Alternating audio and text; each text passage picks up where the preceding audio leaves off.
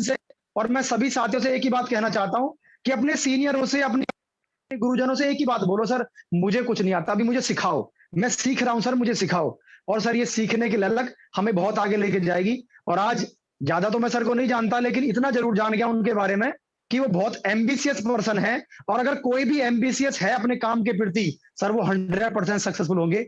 बाकी आज सुनेंगे अमित जी की कहानी, अमित जी की जुबानी। जी over to you Vinod sir. बहुत बहुत धन्यवाद सर, बहुत बहुत धन्यवाद। क्योंकि जैसा कि आपने कहा, सीखना, हम आज जो भी हमारा जो भी वजूद है वो हमारे सीखने की वजह से है।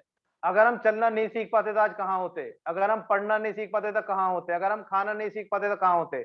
मेरा मानना है कि इस धरती पर हम जो भी एक्टिविटी कर रहे हैं, अभी जूम कोरोना के आने से पहले हम कैमरे को फेस करने से डरते थे, लेकिन जैसे कोरोना आया तो हमने सीखना शुरू किया ये कैसे फेस किया जाएगा, कैसे बोलना है। तो मेरा कहने का मकसद है कि हर इंसान सीख के कुछ भी कर सकता है। इस दुनिया में वही शख्स आगे बढ़ता है जो अपने आप को सीखने के लिए तैयार रखता है।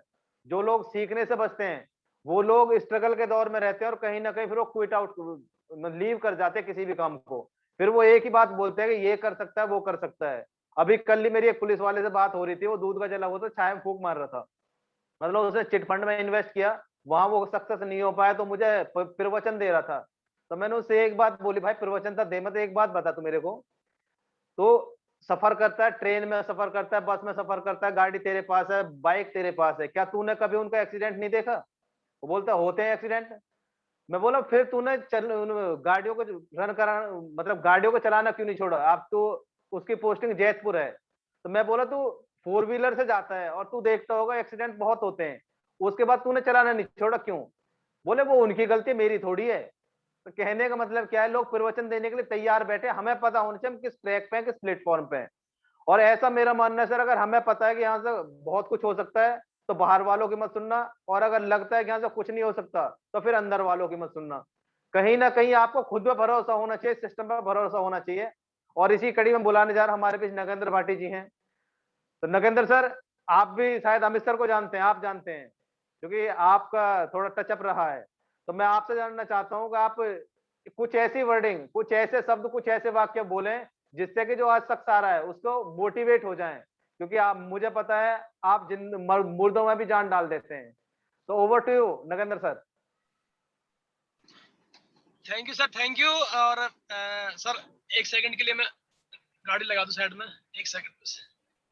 कोई नहीं सर, कोई नहीं, क्योंकि अगर कोई काम करना है तो इत्मीनान से करें, जल्दबाजी में ना करें। जी सर। सर जी सर, सभी को मेरा नमस्कार। आपने सर अभी एक बात कही थी, सीखने वाली बात। मैं खुद इस चीज का गवाह हूं। मैं बहुत बस्ता था पहले शुरुआती दौर में, और उसका असर ये रहा, अब देख पा रहे हैं सर, मैं और राठी जी एक साथ हुए थे ज्वाइन। दोस्तों इससे बड़ा मैसेज मैं आपको और क्या दे सकता हूँ। दोनों एक साथ हुए ज्वाइन, एक ने सीखना बहुत फास्ट चालू किया, आज उनको देख लो, उनकी लीडरशिप। मैंने बसता रहा, पीछे हटता रहा, पीछे हटता रहा। है तो सही पवन सर, है तो सही पवन सर। और उसका खामियाजा भुगतना पड़ा। देर से हुए चालू। आज मुझे इस बात को कहने में कतई भी वो नहीं है कि जितना आप पीछे हटोगे उतना आप अपने आपे को बैक फुट पे लेके आ रहे हो। रही बात जो आज शख्स आ रहे हैं, मैं सर उनको देखता हूँ, वो प्राइवेट जॉब करते हैं, जॉब से घर भी नहीं जाते। वो डेली की वहां से फ्री होने के बाद मुझे पीयूसी में मिलते हैं। मैं पूछता हूँ सर कैसे? सर मुझे आज वहां ऑर्डर देना है। किसी को अपने साथ लेके आते हैं या किसी को सामान देने जाते हैं। जब भी देखता हूँ मैं उनको हमेशा फील्ड में ही देखता हूँ। मैं तो है वो एक आदमी प्राइवेट जॉब करने के बाद जब आता है तो सर बॉडी थकी हुई रहती है, और उनके अंदर एनर्जी इतनी इतनी रहती है। जब मैं हाथ मिलाता हूँ तो मेरा हाथ मतलब इतनी तेजी से वो दबाते हैं कि एनर्जी, इसका मतलब कि काम करने के बाद भी इतनी एनर्जी। मैंने सर पूछ रहा था कि आप वहां से आते हो, आराम भी नहीं करते हो? कह रहे सर अब 2025 के बाद ही आराम करना है, लगातार काम करना है, और सितंबर में रॉयल्टी जाना है। मेरा लक्ष्य निश्चित है, जाकर रहूंगा। अभी कुछ दिन पहले ही मेरी बात हुई थी, तो उनके जोश और जुनून को देख के ऐसा लगा कि एक नया नया व्यक्ति में, अगर हिंदुस्तान के हर एक व्यक्ति में इतना जोश आ जाए तो देश की तस्वीर और तकदीर दोनों बदल सकती है। Thank you sir, over to you. बहुत बहुत धन्यवाद रंजन सर, बहुत बहुत धन्यवाद। देखो, पैशन पैशन ही किसी इंसान को आगे बढ़ाता है किसी फील्ड में। ये कोई बड़ी बात नहीं आप लेट शुरू हुए, लेकिन कम से कम आपने ये रियलाइज किया, क्योंकि इंसान रियलाइज नहीं करता किसी फील्ड में। जो इंसान रियलाइज करता था अपनी गलतियों को सुधारता, गलती इंसान से होती है, लेकिन अगर वो गलतियों पर काम करना शुरू करे तो वो गलती उसकी स्ट्रेंथ बन जाती है। बहुत बहुत धन्यवाद नरेंद्र सर। अब इसी कड़ी में मैं हम सब की अपलाइन इसी कड़ी में हम सब की अपलाइन है माननीय परवीन सर भी सर को डीपली जानते हैं। बाकी आगे की कार्रवाई के लिए मैं परवीन सर को माइक हैंड ओवर करने जा रहा हूं। Parveen sir, over to you. जी बिल्कुल, great morning sir, great morning all leaders. आप सभी का इस एनर्जेटिक मॉर्निंग में बहुत बहुत स्वागत है। जो साथी लगातार हमारे साथ पिछले जब से सेशन शुरू हुआ है तब से लगातार जुड़ रहे हैं, आई होप, मैं ऐसी उम्मीद करता हूं, मुझे आशा है कि आपकी आदत में आ गया होगा सुबह जल्दी जगना। और एक आदत के बारे में एक बात बोली जाती है, अगर आप किसी काम को लगातार 21 दिन करना शुरू कर दें तो वो आपकी आदत में आ जाता है। और एक कहावत है, मैन मेक अ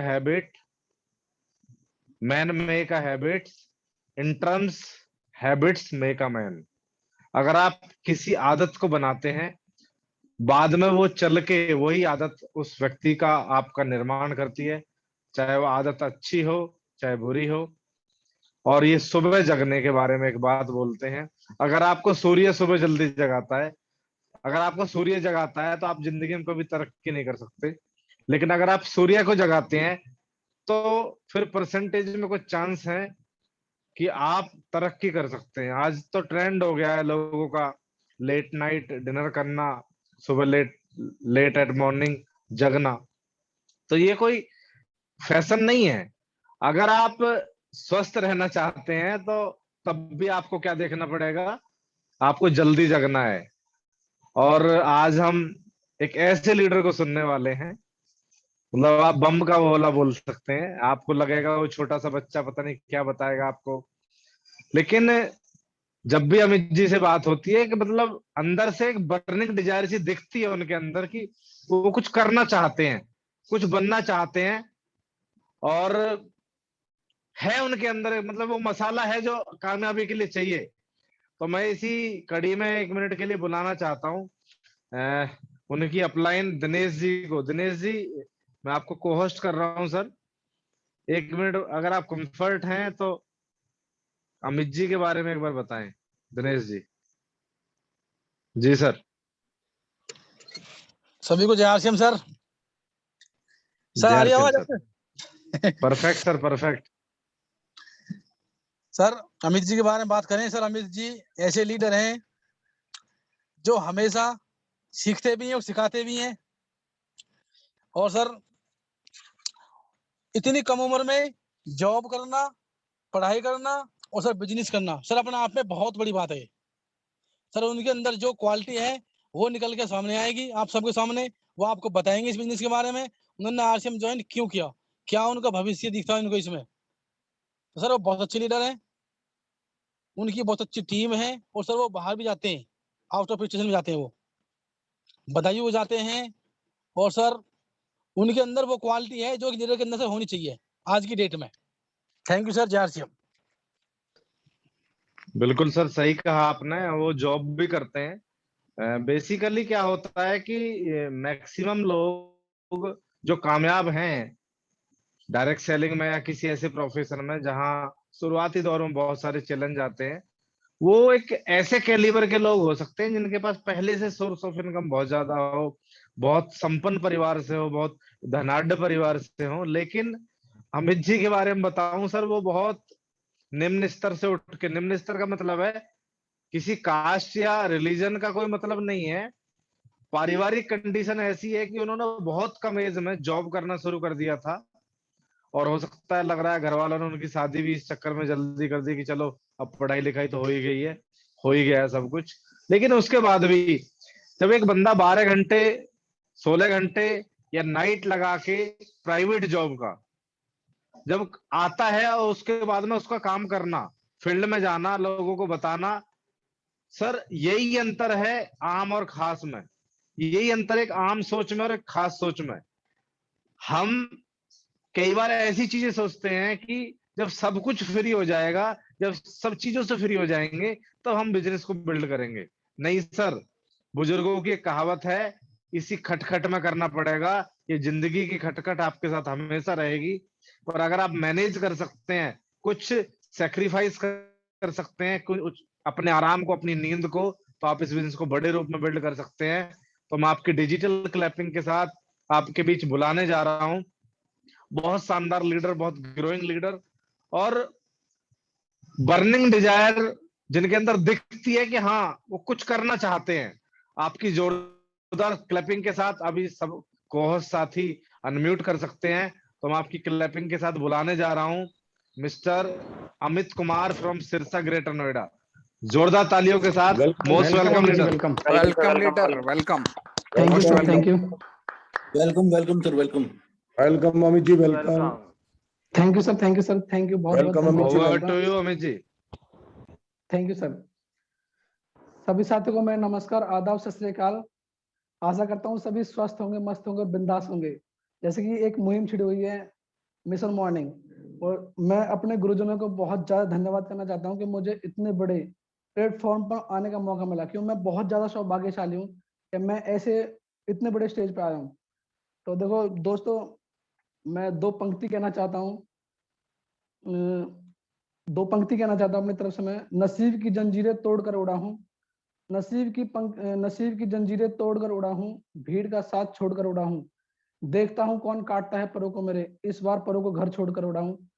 तो दोस्तों, मुझे बिजनेस में जब मैंने ये बिजनेस मुझे जो मिला था, ये बिजनेस मेरे एक बहुत ही क्लोज फ्रेंड है मिस्टर हेमराज कश्यप जी, जो मेरे साथ पढ़े हैं। मैं और वो 12th क्लास तक साथ पढ़े थे। जब मुझे बिजनेस मिला था तो उन्होंने मुझे इस बिजनेस में ज्वाइन कराया था।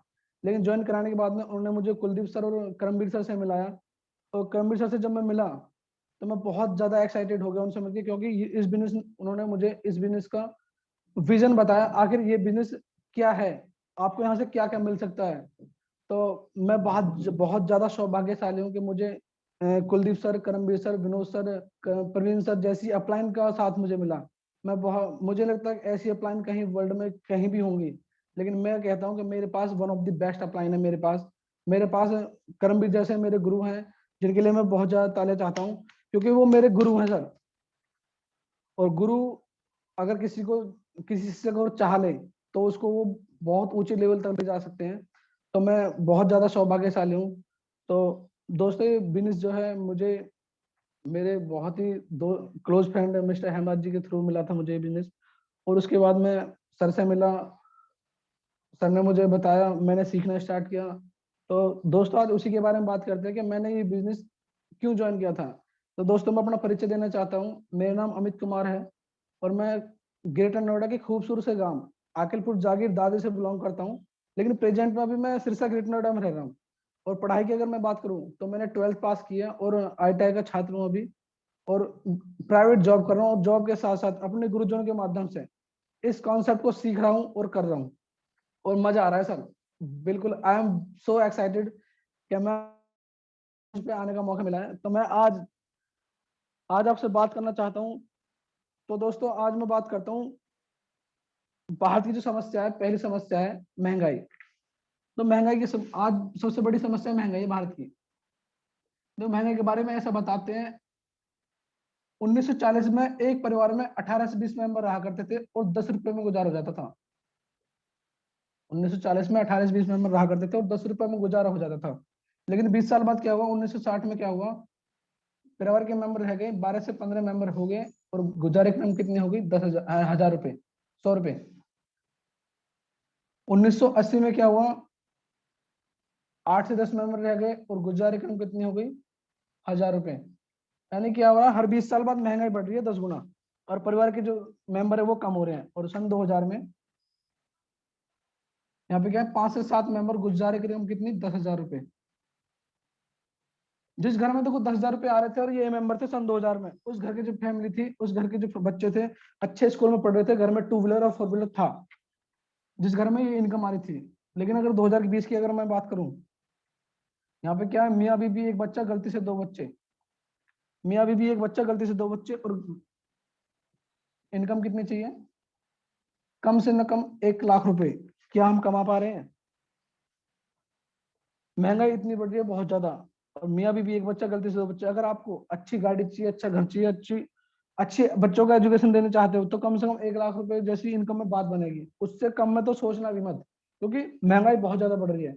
और दूसरी समस्या देखो, भारत की जो सबसे बड़ी समस्या है वो है बेरोजगारी, जिससे आज की डेट में जो सारा यूथ है, जितना भी यूथ है, वो बहुत ज्यादा परेशान है। बेरोजगारी के बारे में देखो ऐसा बताते हैं, सन 2001 में, अगर मैं डाटा के ऊपर बात करूं, सन 2001 में भारत की जो जनसंख्या थी वो 107 करोड़ थी। सन 2001 में भारत की जो जनसंख्या थी 107 करोड़ थी, लेकिन उसमें कितने करोड़ लोग बेरोजगार थे? 3.35 करोड़ लोग बेरोजगार थे, यानी 3,35,00,000 बेरोजगार थे सन 2001 में। और 2011 की बात करूं तो मैं आपको 125 करोड़ हमारे भारत की जनसंख्या थी सन 2011 में, और 7 करोड़ लोग बेरोजगार थे उस समय। और 2000 अगर मैं 20 की बात करूं तो आपको मैं बताऊं, 2020 में क्या है, भारत की जनसंख्या 137 करोड़, और कितने लोग बेरोजगार हैं? 12 करोड़ लोग बेरोजगार हैं। तो जो 2020 में जो 12 करोड़ लोग बेरोजगार हैं, ये वो डाटा है जो गवर्नमेंट का डाटा है, ये अनऑफिशियल डाटा है। एक 12 करोड़ लोग बेरोजगार है, ये वो लोग हैं, 10वीं 12वीं वाले लोग नहीं है, 12th पास कर लियो, 10th पास कर लियो और उनको रोजगार नहीं मिला। ये वो लोग हैं जो ग्रेजुएशन लोग हैं, जिन्होंने ग्रेजुएशन ले रखी है, ये वो लोग हैं। 12 करोड़ लोग, ये लोग बेरोजगार हैं। अगर मैं बेरोजगार की अगर बात करूं तो भारत में 55,000 बच्चे हर रोज पैदा हो रहे हैं, पर डे। अब मुझे बताओ कि गवर्नमेंट इतने लोगों को जॉब प्रोवाइड करा देगी पर डे? पहले इतने बेरोजगार है और पर डे 55,000 बच्चे हर रोज पैदा हो रहे हैं, तो कहां से आएगी इतनी जॉब? और तीसरी जो समस्या है भारत की वो है बीमारी। भारत की जो जनसंख्या है 137 करोड़ प्लस जनसंख्या आज की डेट में, लेकिन अगर मैं आपको बताऊं बीमारी कितनी है, तो 54 करोड़ लोग बीमार हैं आज की डेट में। अगर मैं आपको बताऊं, कोई बीपी की समस्या, कोई थायराइड की समस्या, कोई कैंसर की समस्या, कोई हार्ट की समस्या, नई नई नई बीमारी आ रही है। तो आज दोस्तों आपको इन तीनों समस्याओं का समाधान मिलने वाला है, तो आज हम इसी समाधान पर बात करेंगे। तो दोस्तों बात करते हैं समाधान के बारे में, आखिर समाधान है क्या? देखो आज की डेट में जो आदमी पैसा कमा रहा है वो कहाँ से कमा रहा है? पहला है खेती, दूसरा है जॉब, और तीसरा है बिजनेस। तो खेती के बारे में मैं बात करूंगा नहीं, क्योंकि खेती है ही नहीं, क्योंकि सभी के खेती जब गवर्नमेंट ने ले ली है। और दूसरा देखो जॉब, जॉब के बारे में मैं आपको बताऊं, जॉब होती है तो होती है गवर्नमेंट, दूसरी होती है प्राइवेट। गवर्नमेंट का कोई भरोसा नहीं, अब प्राइवेट का कोई भविष्य नहीं, क्योंकि आज का जो यूथ है, बड़े बड़े पढ़े पढ़े लिखे लोग जो है, झाड़ू लगाने की नौकरी के लिए पता नहीं क्या क्या लोग कर रहे हैं, सरकारी जॉब के लिए क्या कर रहे हैं, लेकिन प्राइवेट में कोई भविष्य नहीं है उसका, क्या आज है तो कल नहीं रहे। क्योंकि ऐसे कोरोना काल में, कोरोना से जो बाद में जो लोग हैं, बहुत सारे लोगों को रोजगार चले गए, प्राइवेट जॉब में थे वो घर बैठ गए हैं, तो क्या होगा? और दूसरा देखो बिजनेस, बिजनेस बिजनेस का नाम याद आते हैं मुझे, एक बहुत बड़े एम्पायर का नाम याद आता है, जिनका नाम है विजय माल्या। कहाँ है वो आज? कहाँ है वो? इतना बड़ा एम्पायर था, और आज कंपटीशन, बड़े से बड़े बिजनेस को कौन खा जाता है? कंपटीशन। आज कहीं नहीं है। और दोस्तों आज ऐसे ही, जिसके बारे में हम बात करेंगे, आज वहां पे आपको ना तो उसमें आपको पैसा लगाना है, और ना ही आपको ये कंपटीशन आपको फेस करना है। तो दोस्तों वो कौन सा ऐसा व्यापार है जिसके बारे में आज हम बात करेंगे?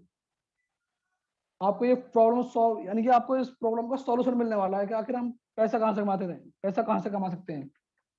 तो दोस्तों मैं बात करता हूँ उसके बारे में। देखो हम कोई भी काम करते हैं, कोई भी काम करते हैं, किसके लिए करते हैं? पैसे के लिए कर रहे हैं। उस पैसे का हम करते क्या है? खर्च करते हैं। तो खर्च कहाँ करते हैं? किसी ना किसी दुकान पे, मॉल पे, शोरूम में खर्च करते हैं। अपनी जरूरत को जो सामान लाते हैं कहाँ से लाते हैं? दुकान से। और खर्च के साथ साथ एक काम करते हैं जिसे कहते हैं चर्चा। किसके लिए करते हूँ? इस दुकान के लिए। इस दुकान से हमने, हमारे पापा जी ने, दादाजी ने, परदादा जी ने, हमने, हमारे बच्चे इस दुकान से खरीदारी कर रहे हैं। क्या आज तक हमको क्या 1 रुपया वापस आया? क्या आज तक कोई रुपया वापस नहीं आया है।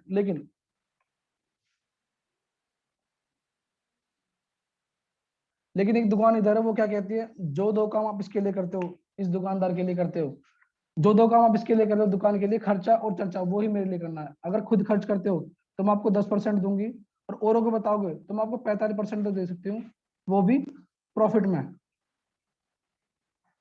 अब सोचने वाली बात देखो ये है कि 10 से 45%, यहाँ पे कुछ नहीं मिल रहा, यहाँ पे जीरो, कुछ नहीं मिल रहा हमको। यहाँ पे 10 से 45 देने की बात कर रहा, क्यों देगा और कहाँ से देगा? अपने घर से तो कोई देता नहीं है, ये आएगा कहाँ से? तो कोई भी सामान है तो कंपनी बना रही है और ग्राहक यूज करता है। ग्राहक जाता है, ना तो कंपनी के पास जाता है, ना कंपनी ग्राहक के पास आती है। ग्राहक को कोई भी सामान चाहिए होता है तो वो कहाँ जाता है? सबसे पहले रिटेलर के पास जाता है, जो पास वाली दुकान होती है। रिटेलर के अपने घर बनाता है वो सामान, वो कहाँ जाता है? वो अपने से पास वाली बड़ी दुकान, जिसे कहते हैं होलसेलर के पास, वो अपने से बड़े दुकानदार के पास जाता है। होलसेलर अपने घर नहीं बनाता, वो जाता है एजेंसी के पास, और एजेंसी जाती है सीधा कंपनी।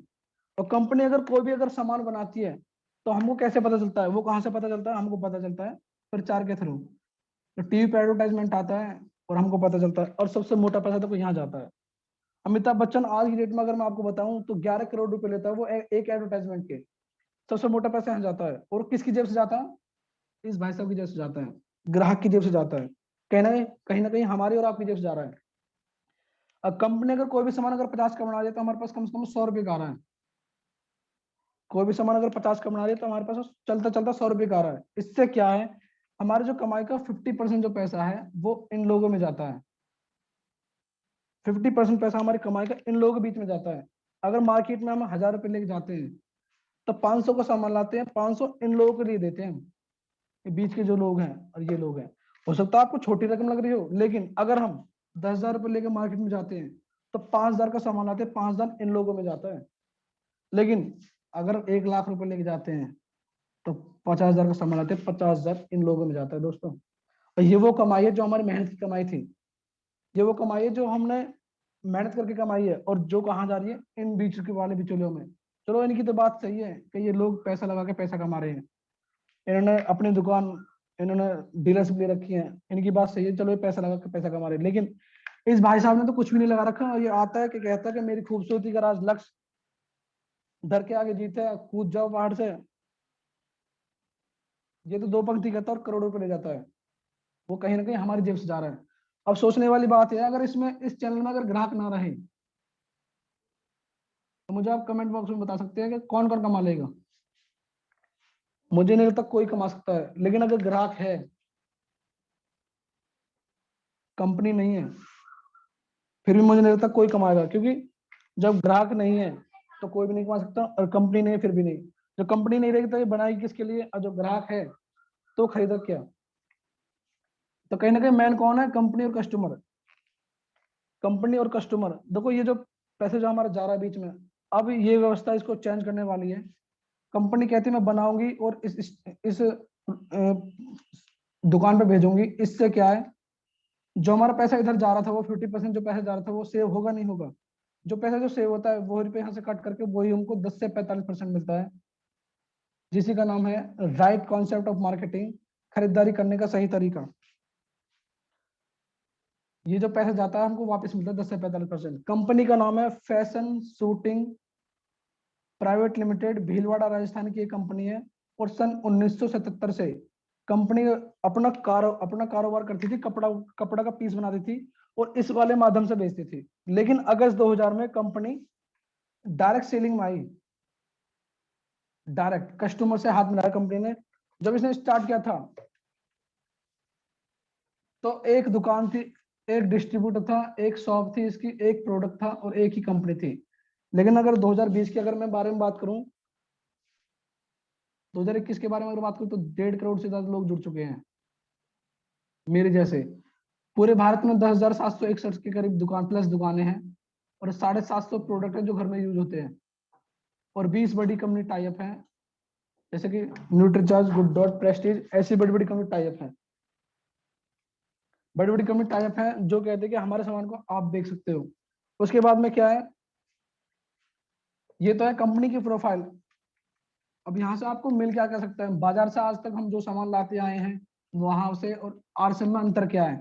देखो आज बात करते हैं, देखो ये होता है आपको बाजार जहां से आज तक आप सामान लाते हैं, और ये आरसीएम जिसके बारे में आपसे बात कर रहा हूँ। बाजार में क्या है, आपको पैसे देने होते हैं और सामान लेना होता है। आपको आरसीएम में भी यही करना है, पैसे देना है और सामान लेना है। उसके बाद में क्या है, बाजार में जो हमको सामान मिल रहा है वो हमको एमआरपी पर मिलता है, लेकिन आरसीएम में जो हमको सामान मिलता है वो हमको 10 से लेके 20% की छूट पर मिलता है। जैसे बाजार में नमक आता है टाटा का 20 रुपए एमआरपी होती है तो हमको 20 का देता है वो, लेकिन आरसीएम को जो नमक आता है वो उसकी एमआरपी होती है 18 रुपए, लेकिन हमको मिलता है 14 रुपए का। हमारे 4 रुपए से होते हैं सिर्फ नमक को यूज करने से, और ऐसे ही 750 प्रोडक्ट जिनको वो सारे डिस्काउंट पे मिलते हैं, और इसको यूज करने के बाद में जब आप इस पैकेट को यूज कर लेंगे तो 50 पैसे आपके अकाउंट में भी आएंगे। उसके बाद में क्या है, मार्केट में जो सामान ला रहे हैं हम वो कच्चे बिल में मिलता है, कच्चा बिल भी नहीं मिलता। उसके बाद में क्या है, आरसी में जो मिलता है हमको सामान वो पक्के बिल में मिलता है, और कच्चे बिल का एक फायदा होता है वो सामान शुद्ध भी हो सकता है और अशुद्ध भी हो सकता है, यानी कि क्वालिटी भी हो सकती है और नॉन क्वालिटी भी हो सकती है। और पक्के बिल का एक फायदा होता है कि जो भी सामान हमको मिलेगा श्योर डे का वो 100% बेस्ट क्वालिटी का होगा। जो भी सामान मिलता है हमारे सेहत के लिए फायदेमंद होगा, लेकिन मार्केट में जो हम सामान यूज कर रहे हैं कोई गारंटी नहीं है कि वो हम शुद्ध ही खा रहे हैं। तो मैं आपको एक बताऊं कि एक पार्ले जी का बिस्किट आता है, वो एक दुकानदार होता है 3.5 का पड़ता है उसे, और वो 5 रुपए में बिकता है। और एक 4.5 का बिस्किट आता है और 5 में बिकता है। अगर आप दुकानदार हैं तो कौन सा बेचना पसंद करेंगे, मुझे कमेंट बॉक्स में बता सकते हैं आप। मुझे लगता है कि सभी लोग यही जवाब देंगे, क्योंकि इसमें 1.5 रुपए का मार्जिन होता है। और जितने भी जो आज की डेट में जितने भी जो दुकानदार हैं, थोक वाले हैं, किसके लिए बैठे हैं, कहीं ना कहीं ये सिर्फ अपने मार्जिन के लिए बैठे हैं, ना कि हमारी सेहत के लिए। तो ये अपना मार्जिन निकालते हैं, इनको हमारी सेहत से कोई मतलब नहीं है। लेकिन आरसीएम का सबसे पहला उद्देश्य है कि स्वास्थ्य रक्षा। अगर हम स्वस्थ रहेंगे तभी तो हम आगे बढ़ पाएंगे, अगर स्वस्थ नहीं रहेंगे तो कुछ नहीं हो सकता हमारा। उसके बाद में क्या है, मार्केट से जो सामान ला रहे हैं, आज तक आप इस दुकान पे किसी भी लाला की दुकान पे कितने भी लोगों को भेज देना सामान लेने के लिए, लेकिन किसी को रोजगार नहीं देने वाला वो। लेकिन अगर आप इस आरसीएम में अगर किसी को भेजते हो तो आप उसको रोजगार देने की श्रेणी में आ जाते हैं। आप उसको हर इंसान को रोजगार दे सकते हो। जैसे मुझे भी किसी ने इस बिजनेस ज्वाइन कराया था और आज मुझे भी रोजगार मिला है कि मैं आज यहाँ से पैसे कमा रहा हूँ। अगर आप हजारों लोगों को रोजगार दे सकते हैं इस बिजनेस से। उसके बाद में क्या है, और यहाँ पे 4 चीजें ऐसी मिलती हैं जो किसी भी बिजनेस में नहीं मिलती, चाहे गवर्नमेंट हो जॉब हो, चाहे प्राइवेट हो, चाहे बिजनेस हो। लेकिन जो 4 चीजें वो कौन कौन सी है, देखो पहला है पैसा, दूसरा है समय, तीसरा है सम्मान, और चौथा है सुरक्षा। ये 4 चीजें मिलती हैं।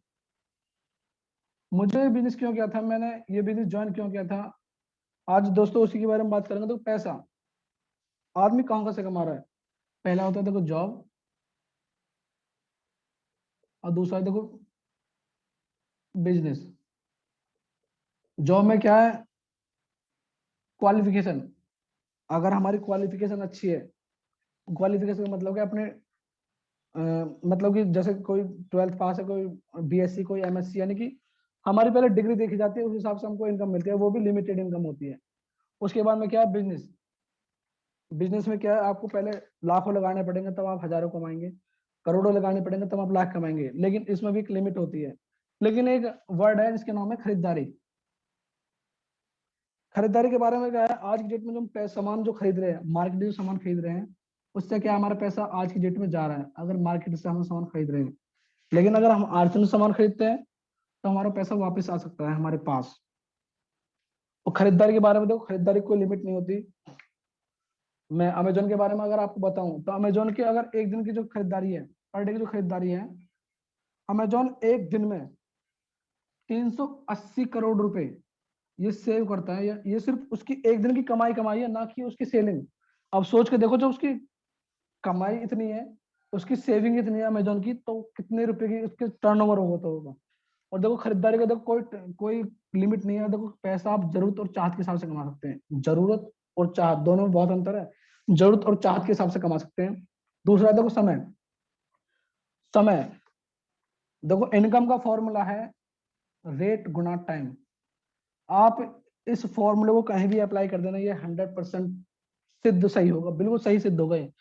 इनकम का फॉर्मूला रेट गुना टाइम। रेट का मतलब है अपनी क्वालिफिकेशन बढ़ाओ, और दूसरा देखो टाइम, अपने काम करने के घंटे बढ़ाएंगे तो आपकी इनकम बढ़ सकती है। देखो इसको बढ़ा के, रेट को बढ़ा के आज तक कोई अमीर नहीं हुआ, कोई भी अमीर नहीं हुआ। ज्यादा से ज्यादा डॉक्टर, इंजीनियर, एमबीए बन सकते हैं आप, लेकिन इनकम बिल्कुल लिमिटेड रहेगी। लेकिन जो भी अमीर बना है वो कहाँ से बना है? टाइम, टाइम मल्टीप्लीकेशन करके। देखो जिसमें अभी मैं आपको अपने बारे में बताऊं, जिस कंपनी में मैं जॉब कर रहा हूँ उसका नाम है एशियन पेंट, और उसमें कम से कम 1000 लोग काम करते होंगे।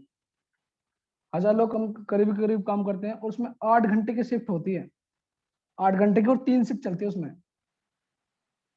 24 घंटे में उसमें 3 शिफ्ट चलती है। अब जिस कंपनी के वो मालिक, जिसकी वो कंपनी है, उसके लिए कितने घंटे काम हो रहा है एक दिन में? 24,000 घंटे एक दिन में काम हो रहा है उस व्यक्ति के लिए जिसकी वो कंपनी है। और हमको कितने घंटे के, हमको कितने मिल रहे हैं? 8 घंटे के मिल रहे हैं, और वो एक दिन में कितने घंटे काम कर रहा है? 24,000 घंटे। इसने क्या किया? अपने काम करने के इसने घंटे बढ़ा लिए। और सिंपल सी बात है, कौन ज्यादा कमाएगा? जिसके एक दिन में ज्यादा काम हो रहा है, जिसके ज्यादा। और अमीर का फॉर्मूला देखो यही है, अगर आप अपने काम करने के घंटे बढ़ा लेंगे तो आपकी इनकम बढ़ जाएगी। आप यहाँ से अपनी इनकम बढ़ा सकते हैं। जैसे कि आप सपोज दैट आप जब इस बिजनेस में ज्वाइन होते हैं, आपके पास 24 घंटे होते हैं, लेकिन अगर आप किसी 2 लोगों को बिजनेस बताते हैं तो आपके एक घंटे, अगर वो एक घंटे इस बिजनेस में काम करते हैं तो सिंपल सी बात है, वो अगर वो अपने लिए 1 घंटे काम करेंगे तो जिंदगी भर आपके लिए वो 2 घंटे काम करेंगे। अगर वो भी किसी 2 लोगों को बताते हैं बिजनेस, अगर वो भी 1 घंटे काम करते हैं तो जिंदगी भर आपके लिए वो 4 घंटे काम करते रहेंगे। आपके लिए सिर्फ 24 घंटे, लेकिन आपके 6 घंटे और प्लस हो गए। और ऐसे ही बहुत बड़ा बिजनेस हो सकता है यहाँ से। आपको यहाँ पर टाइम यहाँ पे बहुत मिल सकता है। देखो आज की डेट में बहुत लोग पैसा कमा रहे हैं, लेकिन उनके पास समय नहीं है। अगर बहुत बड़े बड़े बिजनेसमैन, अगर हम जॉब कर रहे हैं, मैं जो जॉब कर रहा हूँ, अगर मुझसे कोई कहे कि भाई चलो घूमने चलने कुल्लू मनाली, तो मैं क्या कहूँगा? भाई पैसा नहीं है मेरे पास, जॉब भी कर रहा हूँ फिर भी पैसा नहीं, लेकिन तो फिर क्या फायदा है ऐसे काम का? उसके बाद में क्या है? सम्मान। सम्मान तो देखो दोस्तों इतना मिलता है कि आपको वहां पर संभाला भी नहीं जाएगा। मुझे इतना सम्मान मिला, जैसे कि मेरे Praveen sir, Vinod sir, Nagendra sir, Pavan sir, Dinesh sir ने मेरे बारे में जो भी बताया, मुझे लगता था मेरे अंदर वो खास यानी खूबी है। लेकिन यहाँ पे इतना सम्मान मिलता है कि आपको वो संभाला भी नहीं जाएगा, इतना सम्मान मिलता है। सम्मान की देखो मैं बात करूंगा इन्हें, देखो मैं देखो सुरक्षा, सुरक्षा मेन चीज है। सुरक्षा मैं क्यों कर रहा हूँ इस बिजनेस को? आखिर मुझे क्यों मुझे ये बिजनेस करने को मैंने क्यों किया? क्योंकि मैं कमाने वाला अपने परिवार में अकेला होता हूँ। ये मेरी आपको मैं अपनी बता रहा हूँ कि मैं कमाने वाला होता हूँ और खाने वाले 3 से 4 होते हैं। हर परिवार की समस्या देखो यही है, कमाने वाला अकेला होता है और खाने वाले 3 से 4 होते हैं। अगर ये सुबह को जाता है शाम को आता है, सुबह को जाता है, ये परिवार का मुखिया है, ये सुबह को जाता है शाम को आता है, सुबह को जाता है शाम को आता है। अगर एक दिन अगर घर वापस ना आए, कोई इसके साथ अनहोनी हो जाए, तो क्या होगा इसकी फैमिली को? ध्यान देना दोस्तों, क्या होगा इसकी फैमिली को? और आपने देखा भी होगा ऐसा होता हुआ कि अगर किसी परिवार का अगर मुखिया वो घर से चला जाता है तो क्या होता है उस फैमिली का? मैं कह रहा हूँ तहस नहस हो जाता है परिवार, तहस नहस। मुझे सिर्फ यही चीज समझ में आई थी कि इस बिजनेस में, मुझे सिर्फ यही चीज समझ में आई थी कि मेरे जाने के बाद में अगर मुझे यहाँ पर कुछ होता है तो मेरी इनकम बिल्कुल जीरो हो जाती है अगर मेरे जाने के बाद में। लेकिन मेरी जगह लेने के लिए कोई ना कोई फिर भी निकलता है घर से। वो लेडीज भी हो सकती है, जेंट्स भी हो सकता है, बच्चा भी, बूढ़ा भी, कोई भी हो सकता है। अब मुझे बताओ, जहां से मैं छोड़ के जाता हूँ क्या मेरे नॉमिनी वहीं से स्टार्ट करेगा क्या? जो मेरे फैमिली मेरा कहीं वहीं से स्टार्ट करेगा क्या? मुझे नहीं लगता। वो कहाँ से स्टार्ट करेगा? बिल्कुल जीरो से। जैसे मैं अभी बताऊं आपको, एक डॉक्टर है, एक इंजीनियर है, एक एडवोकेट है, सभी बड़े बड़े प्रोफेशन वाले लोग हैं। अगर एक महीने के डॉक्टर 1 लाख रुपए कमाता है, एक इंजीनियर भी 1 लाख कमाता है, एक एडवोकेट भी 1 लाख कमाता है। अगर डॉक्टर को अगर कुछ हो जाए, क्या अगले महीने से उसे 1 लाख रुपए इनकम आएगी?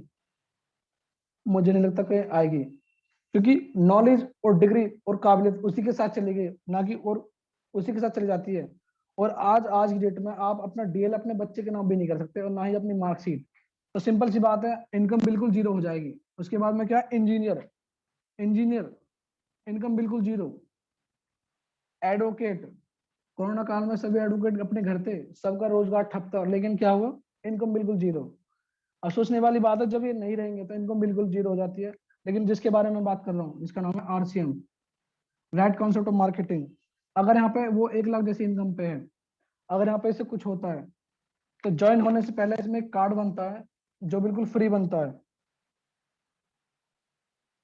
और इस कार्ड की खासियत होती है, ये नॉमिनी टू नॉमिनी ट्रांसफर होता है, वारिस टू वारिस ट्रांसफर होता है। अगर हमें 1 लाख जैसी इनकम पे अगर हमें कुछ होता है तो ये जो कार्ड है नॉमिनी को ट्रांसफर हो जाता है, और जो इनकम हम छोड़ के जाते हैं वहीं से हमारा नॉमिनी स्टार्ट करता है। जहां से हम छोड़ के जाते हैं वहीं से नॉमिनी स्टार्ट करता है।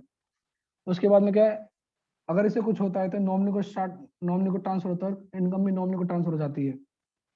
दोस्तों मुझे सिर्फ यही चीज समझ में आई थी कि मेरे जाने के बाद में अगर मुझे कुछ हो जाए तो मेरी फैमिली का क्या होगा। तो मैंने ये बिजनेस इसलिए स्टार्ट किया था कि मेरे जाने के बाद में अगर मुझे कुछ हो जाता है तो मेरा परिवार तो सही रहेगा। दोस्तों अगर मैं अपने अगर इस बिजनेस को अगर मैं 10 मिनट के साइड कर दूं, अगर मैं सोचूं कि अगर मेरे पास आरसीएम नहीं है तो मुझे और मेरा परिवार का भविष्य मुझे नजर नहीं आता दोस्तों। क्योंकि आपको पता है आज डेट में महंगाई, बेरोजगारी, बीमारी बहुत ज्यादा फैली है। क्या आपके पास ऐसा सॉल्यूशन है क्या दोस्तों? वन ऑफ द सॉल्यूशन ये है, डायरेक्ट सेलिंग, नेटवर्क मार्केटिंग एक ऐसा बिजनेस है जिससे आप अपने परिवार को बहुत बड़े लेवल तक लेके जा सकते हैं। और आपके जाने के बाद में आपके परिवार को किसी के सामने हाथ फैलाने की जरूरत नहीं पड़ेगी। दोस्तों मुझे यही चीज समझ में आई थी, और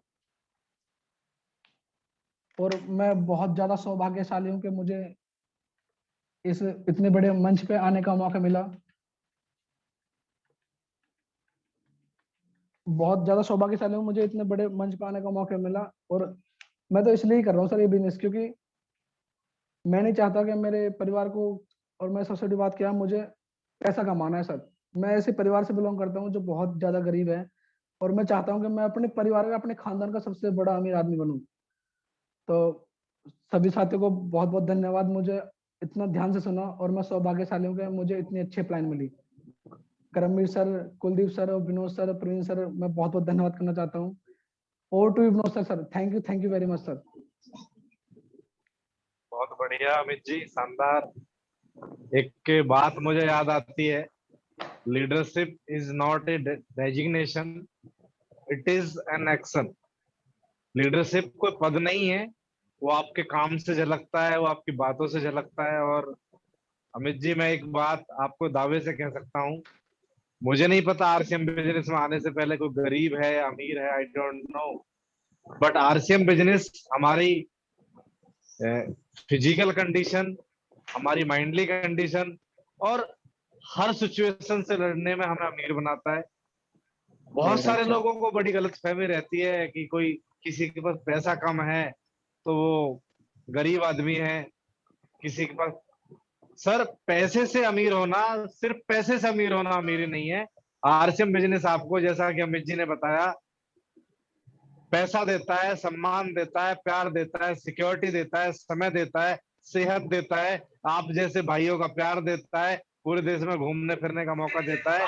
ये सारी चीजें अमीरी में आती है, कोई एक चीज अमीरी नहीं है। जब इन सारी चीजों का सामंजस्य आपस में बैठ जाए, that is called richest person. तो आरसीएम बिजनेस का डायमंड, आरसीएम बिजनेस का स्टार रूबी, आरसीएम का टेक्निकल अचीवर दुनिया का सबसे अमीर आदमी हो सकता है। आज बहुत बहुत धन्यवाद आप सभी साथियों का, आप हमारे साथ जुड़े। गॉड ब्लेस यू अमित जी, आप, भगवान आपको बड़ी बड़ी ऊंचाई पे लेके जाए, और आपकी जितनी भी अपलाइन है उनका सबका प्यार हमेशा आपके लिए बना के रखे। कुछ इन्फॉर्मेशन उसके साथ बाद हम वाइंड अप करेंगे। और सबसे ज्यादा कांग्रेचुलेट मैं अमित जी को इसलिए करना चाहता हूं, उन्होंने समय का ध्यान रखते हुए प्रोग्राम को बिल्कुल वाइंड अप की तरफ लेके गए। थोड़ा सा हमें फोकस करना है, अभी आज 29 हो चुका है। आज को अगर हम जोड़ें तो हमारे 3 दिन बचे हैं। हमारे जितने भी साथी पुराने साथी हैं, वो थोड़ा फोकस करें अपनी टीम के स्लैब के ऊपर, क्योंकि स्लैब से पैसा आता है। बहुत सारे लोग आपके साथ क्यों टिकेंगे? क्योंकि अगर उन्हें पैसा आएगा, उनका भरोसा होगा। दोस्तों नाम तो नहीं लेना चाहता, बहुत सीनियर लीडर है आज, हो सकता है टेक्निकल अचीवर भी हो। जब मैंने बिजनेस शुरू किया तो मेरे एक बहुत शुरुआती साथी, उन्होंने मुझे कॉल लगाई एक दिन, और कॉल लगाने के बाद बोले कि सर मैं अब इस काम को नहीं कर पाऊंगा। मैं बोला भाई क्या हुआ? बोला सर पैसा तो आया नहीं है। मैंने बोला आपने कहाँ देखा? बोला सर मैंने एटीएम से स्लिप निकाल के देखी तो जितना मेरे अकाउंट में पहले था उतना ही है, बढ़ा तो है नहीं। और मैं उसको बोलता रहा था आपको 700 कुछ रुपए आएंगे, कुछ अकाउंट में उसके में प्रॉब्लम थी आईएफएससी कोड वगैरह की। मैं कुछ बातें बताना चाहता हूँ, आपको समझाना चाहता हूँ इनडायरेक्ट तरीके से। उन्होंने बोला कि मेरे पास पैसा नहीं आया है, और मैं उनको बोल रहा था पैसे आपके आए हैं। लेजर व्यू में चेक करा था मैं 712 रुपए आने थे उन्हें, और अकाउंट की किसी की प्रॉब्लम की वजह से वो नहीं आए।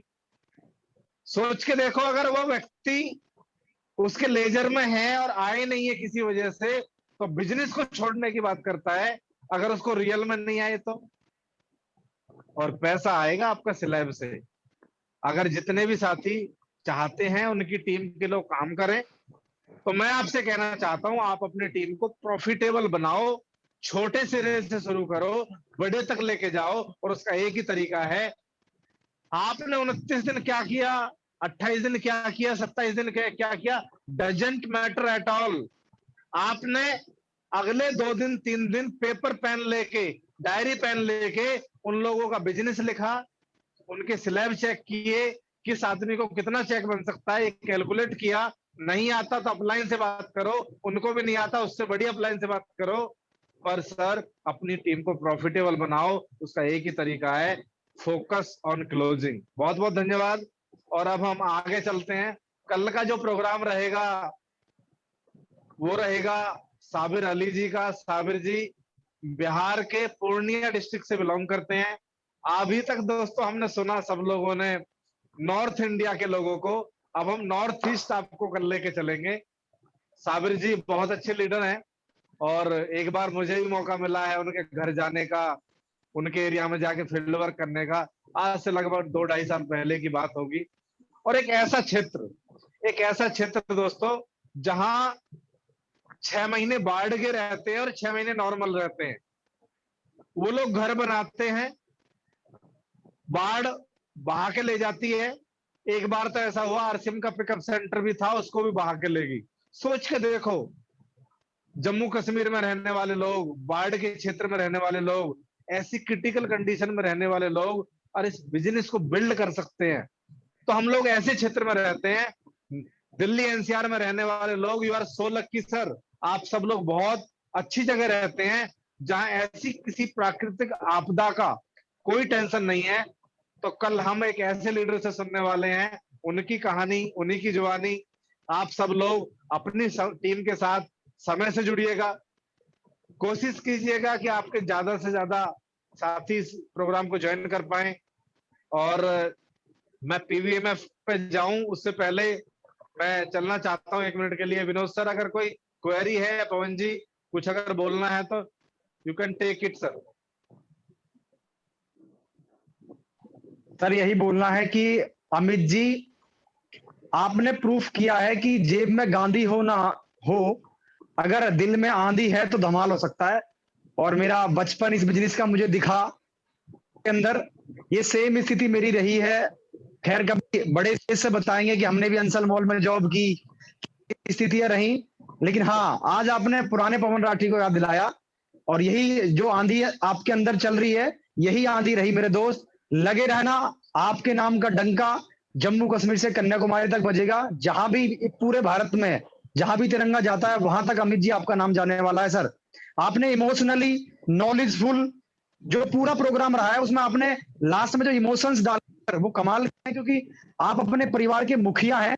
और एक बेचारा एक बच्चा जो अभी 20 साल 22 साल का है वो जॉब करके आता है, फिर बेचारा वो आरसीएम करने जाता है। लेकिन याद रखना दोस्त, आप अब बेचारे नहीं बचे, क्योंकि आरसीएम बिजनेस आपके साथ है। और जिसके साथ आरसीएम बिजनेस है उसे डरने की, घबराने की कोई आवश्यकता नहीं है। आप और आपका परिवार आने वाले समय के लाजवाब, शानदार